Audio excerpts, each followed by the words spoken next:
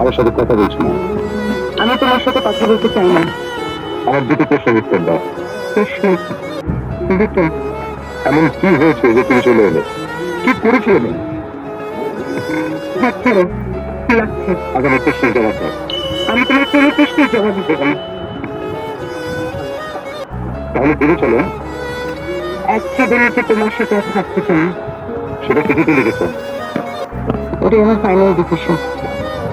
আমি একা থাকতে চাই। আমি বাবার সাথে থাকবো। নতুন অতি? কি অতি?